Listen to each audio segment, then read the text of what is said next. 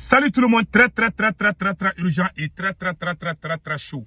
Entre le chef d'état-major des Dosso de Dana Amassagu, Youssouf Toloba et Assimi Goïta, le président Assimi Goïta. Assimi Goïta veut que les Dosso négocient avec les terreaux. Les Dosso disent niet. Je vous laisse écouter les chefs Dosso. Les chefs Dosso a juré qu'il ne va pas négocier avec les terreaux. La vérité éclate en fait. Moi, je vous ai dit, Assimi Goïta est en train de pousser les gens à négocier avec les terreaux.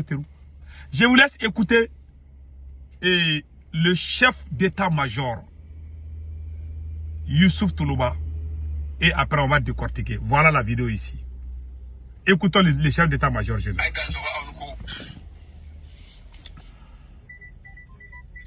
Le premier deuxième mois 2026 au Bénin Dimasima Malien Mwa au Befou chef d'état-major Dana ambassade Youssouf Toloba anya me mogonu unana de anya me unana de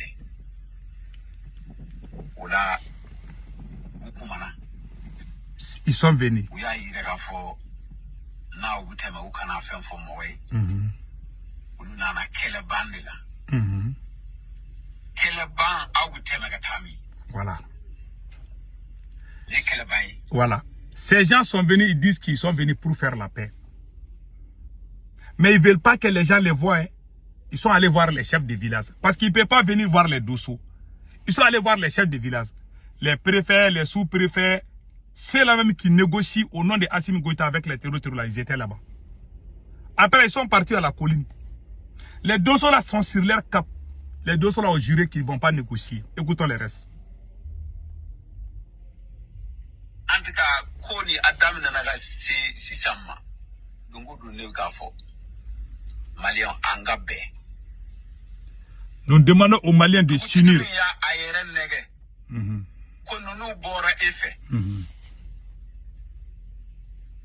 Ko ibi ebi faraukan aywa atogo ene ambiyon de. Voilà. Le chef de village qui ose joindre ces gens-là pour essayer de les parer là, ils auront des problèmes avec eux les Dosso. J'ai oublié une chose, les Dosso, Assimi Goïta veut aussi forcer les Dosso à déposer les armes. Assimi Goïta veut désarmer les Dosso aussi. Les Dosso disent niet. Et ce capitaine Ibe va désarmer les Dosso là-bas. Pourtant, c'est des gens qui travaillent pour le pays. Il a maintenant, Assimi Goïta avait des problèmes avec les religieux. Aujourd'hui, maintenant, Assimi Goïta a un problème avec les Dosso aussi.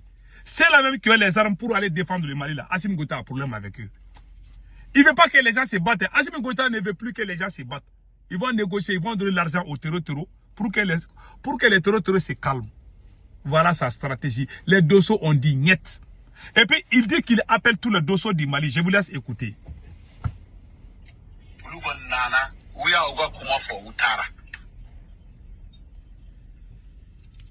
Voilà, ubu kulili kon sanfé ya.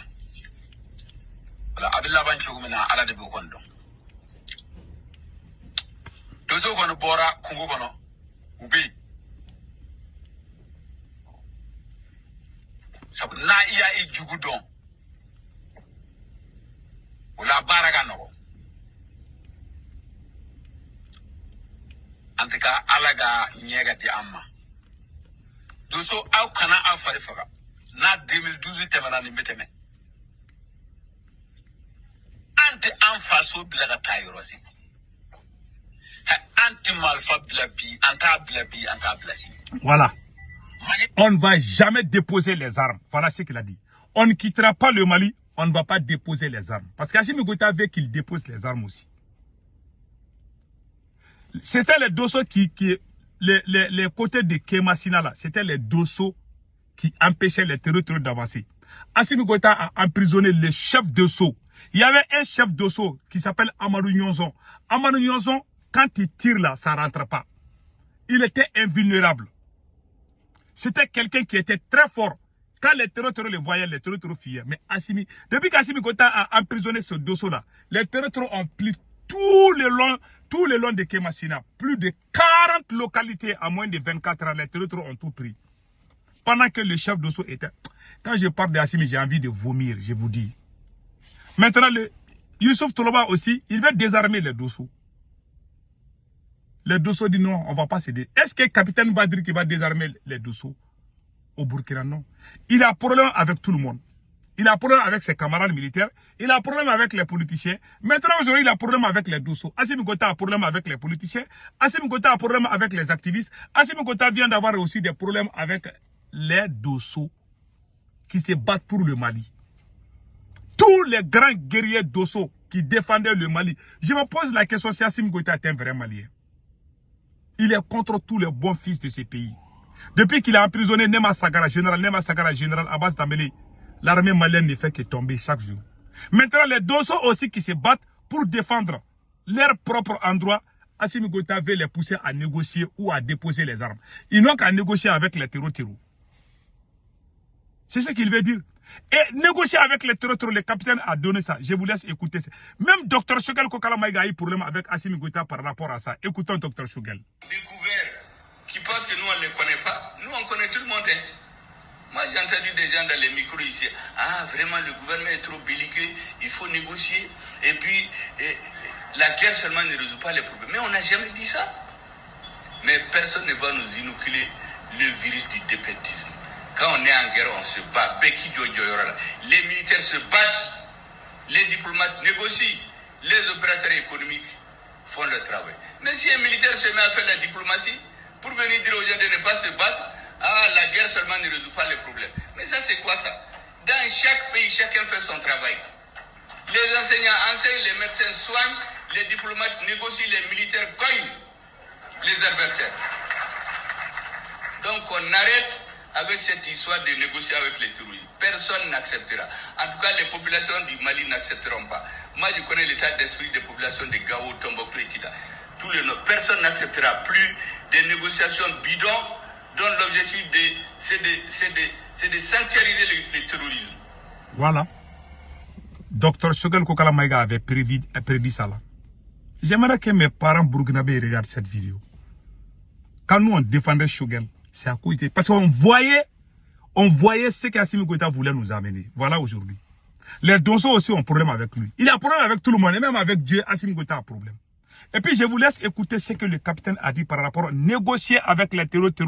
Écoutons le capitaine Ibi. Depuis que le vrai problème de Assimi Goïta et Choguel était contre les négociations. Assimi Goïta a toujours négocié avec les terroristes. Même les militaires maliens qui se sont battus en 2021, 2022, 2023 là, pour emprisonner des terroristes là, il y avait plus de 1000 terroristes qui étaient en prison. Aujourd'hui, ça ne dépasse même pas 100. Il a tout libéré. Maintenant, écoutons le capitaine Ibi. Question de négocier avec les terroristes. Non. On ne négocie pas. Il n'y a pas 1 centimètre de ce territoire-là qu'on va négocier. On ne donnera rien. Pas 1 franc de contribuable. Si le contribuable nous donne 1 franc, on préfère payer des armes que de négocier. Je pense qu'on a mis ça dans la tête des gens pour nous garder longtemps à la guerre. Non. Et ça me permet de rebondir à quelque chose qu'on est obligé de dire, qu'on n'a pas peut-être l'intention. Je pense qu'en 2020, il y a eu des négociations pour tenir les élections. Alors, vous les journalistes, je suppose que vous avez suivi et vous savez ce que ça fait. Peut-être qu'il y a certaines choses que vous ne savez pas, mais nous, en tant que combattants, qui nous fait très mal. On était en détachement en 2020.